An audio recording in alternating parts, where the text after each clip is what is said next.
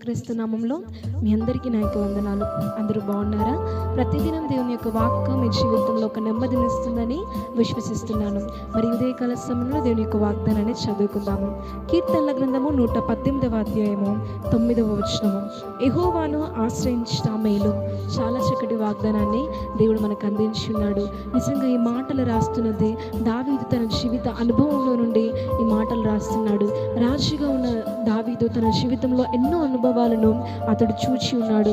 బాల్యంలో బీదగా ఉన్నప్పుడు, ఏమీ లేని పూర్ సిచ్యువేషన్లో ఉన్నప్పుడు ఉండే పరిస్థితులు ఆయనకు తెలుసు. ఆ అనుభవాన్ని చూశాడు. రాజుగా అనేకుల ఘనతల్ని పొందుకున్న అనుభవాన్ని కూడా దావీదు చూశాడు. ఆ దావీదు అంటున్నాడు ఏంటంటే, రాజులను ఆశ్రయించట కంటే, గొప్పవారిని ఆశ్రయించట కంటే, మనుషులను ఆశ్రయించట కంటే దేవుణ్ణి ఆశ్రయించడం ఎంతో మేలు అని దావీదు తన అనుభవంలో నుండి మనకు రాస్తున్న మాట. అవును, మనుషుల్ని ఆశ్రయించి చివరికి అలసిపోతాము. ఆన్ ది టైంలో వాడు మనకి హెల్ప్ చేయకపోతే మనం డిప్రెషన్లోనికి వెళ్ళిపోతాము. ఇంకా మన లైఫ్లో ఇంపార్టెంట్ని మనం పోగొట్టుకునే సందర్భాలు కూడా మనకు ఎదురవుతాయి. కానీ దావీదు అంటున్నాడు, అందుకే దేవుణ్ణి మనం ఆశ్రయిస్తే మన జీవితంలో ఎంతో మేలును మనం చూడగలుగుతామని దేవుని యొక్క వాక్యం అనేది మనకు సెలవిస్తుంది.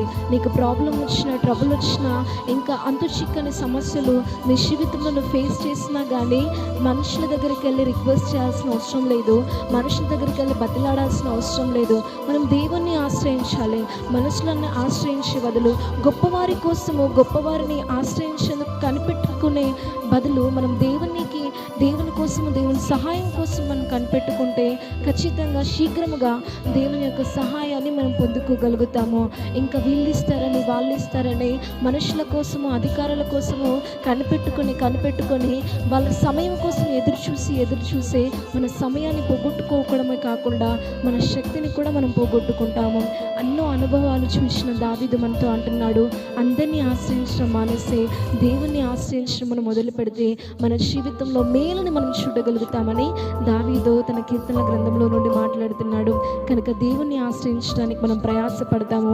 ఆశ్రయించిన దేవుడు ఆయన్ని నమ్మి ఆయన దగ్గరకు వచ్చిన ప్రజలకు ఆయన ఎప్పుడు కూడా నమ్మక ద్రోహం చేయడు. వట్టి చేతులతో ఆయన పంపించడు. ఖచ్చితంగా వారి జీవితంలో మేలుని నింపుతాడు.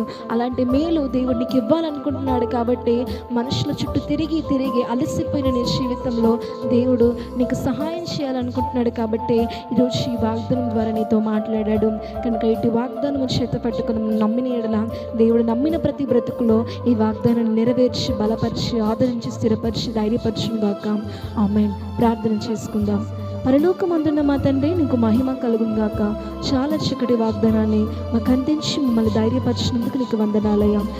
మా అవసరాల కోసం మనుషుల చుట్టూ తిరిగి, గొప్పవారిని ఆశ్రయించి, రాజుల వెంబడి వెళ్ళి మేమెంతగానో నష్టాన్ని, మేమెంతగానో అధైర్యాన్ని పొందుకున్నామయ్యా.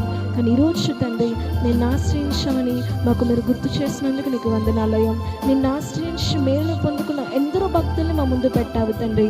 వాళ్ళందరినీ మేము గుర్తు చేసుకుని తండ్రి, మా మనసులో పెట్టుకొని తండ్రి యేసయ్యా, ఇక నా దేవ ఒక నిర్ణయం మీదికి తండ్రి అయ్యా, నీ మేలును పొందుకునే సమయం ప్రతి ఒక్కరి జీవితంలో ఆసన్నమైంది కనుకనే తండ్రి యేసయ్య, ప్రతి ఒక్కరికి తండ్రి నిన్ను ఆశ్రయించే మనసును, ఏ దిక్కు తోచిన స్థితిలో ఉన్న వారికి నీ మీద ఆనుకునే మనసును ప్రతి ఒక్కరికి మీరు దయచేయమని మహిమ, ఘనత, ప్రభావం చెల్లించుకుంటూ ప్రభు యేసుక్రీస్తు నామములో అడిగి వేడుకొంచున్నాము తండ్రి.